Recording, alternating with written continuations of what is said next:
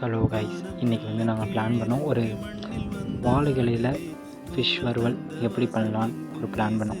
அதுக்கு நல்ல ஒரு ஃப்ரெஷ்ஷான மீன் எடுத்துக்கிட்டு நல்ல ஒரு தோசைகளில் கொஞ்சம் ஆயில் ஊற்றி நல்லா ஒரு 3/4 வேக்காடு ஃப்ரண்ட் அண்ட் பேக் நல்லா இந்த மீனை ஃப்ரை பண்ணோம். நல்லா முன்னையும் பின்னையும் கொஞ்சம் ஃப்ரை பண்ணிவிட்டு நல்லா எடுத்துக்கிட்டோம். அதுக்கப்புறம் திரும்ப வாழை இலையை எடுத்து அதில் இந்த மீனை கொஞ்சம் வச்சு நல்லா மடிச்சுக்கணும்.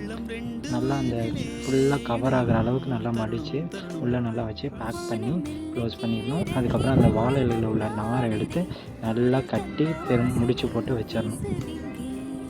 அதை ஓரத்தில் வச்சுட்டு திரும்ப தோசைக்கல்லை சூடு பண்ணி அந்த தோசைக்கல்லில் போட்டு நல்லா ஃப்ரண்ட் அண்ட் பேக் ஒரு 2 நிமிஷத்துக்கு முன்னையும் பின்னையும் 2 நிமிஷத்துக்கு நல்லா போட்டு நல்லா டீப் ஃப்ரை பண்ணி ஃப்ரண்ட் அண்ட் பேக் நல்லா கொஞ்சம் ஆயில் ஊற்றி நல்லா ஃப்ரை பண்ணிவிட்டு சூடாக எடுத்து சாப்பிட்டோன்னா சுவையான வாழை இலை வறுவல் ரெடி. ட்ரை பண்ணி பாருங்கள். Bye bye.